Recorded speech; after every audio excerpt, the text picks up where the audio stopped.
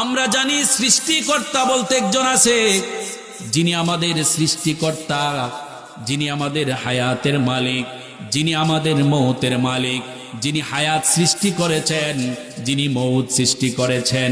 হায়াতের মালিক কে? মৌতের মালিক কে?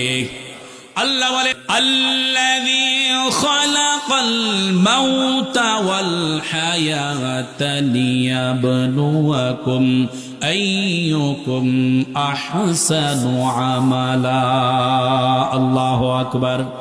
কত সুন্দর করে আল্লাহ বলে, এ দুনিয়ার মানুষেরা, আমি আল্লাহ আল্লাযী খালাকাল মাউত, মৃত্যুকে সৃষ্টি করেছি। খালাকাল মাউতা ওয়াল হায়াতা, হায়াতকেও আমি আল্লাহ সৃষ্টি করেছি। কেন হায়াত এবং মৃত্যু দিয়েছি জানোনি?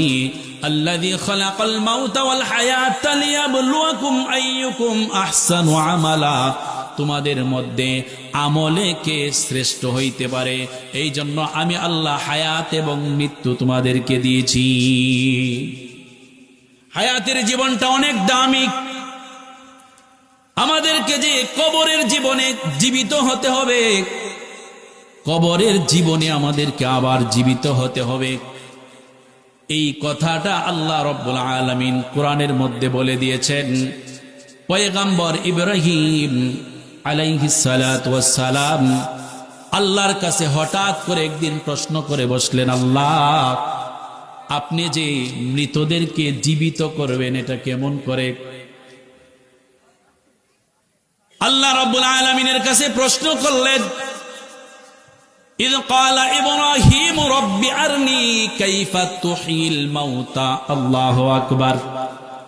আল্লাহর পয়গম্বর জলিল কদর পয়গম্বর, যেমন তেমন পয়গম্বর না, অনেকগুলি পরীক্ষা দিয়ে আল্লাহর কাছ থেকে খলিলুল্লাহ উপাধি পেয়েছে। সুবহানাল্লাহ।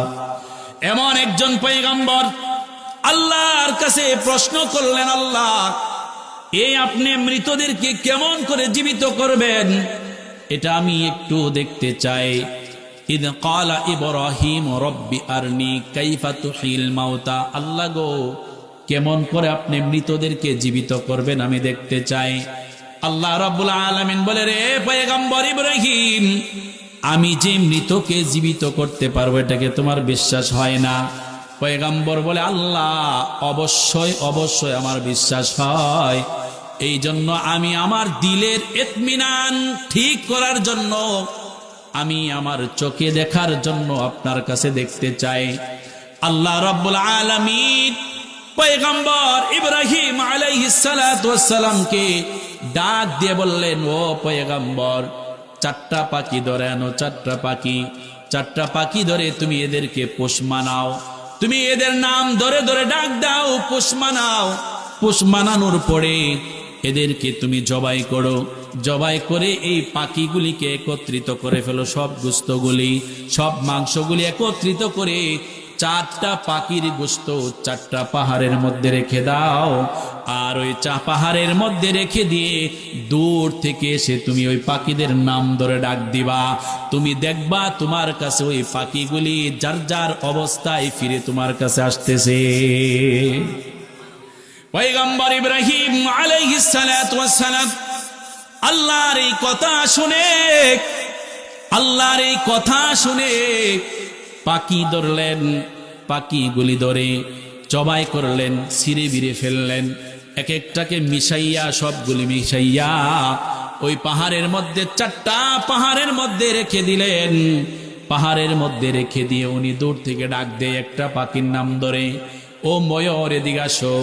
ময়ূর ওই চার পাহাড়ের চার জায়গার মধ্যে, যার যেই জায়গার মধ্যে গোশতগুলি ছিল, হাড় ছিল, সকলগুলি একত্রিত হইয়া পয়গম্বর ইব্রাহিমের সামনে চলে এসেছে।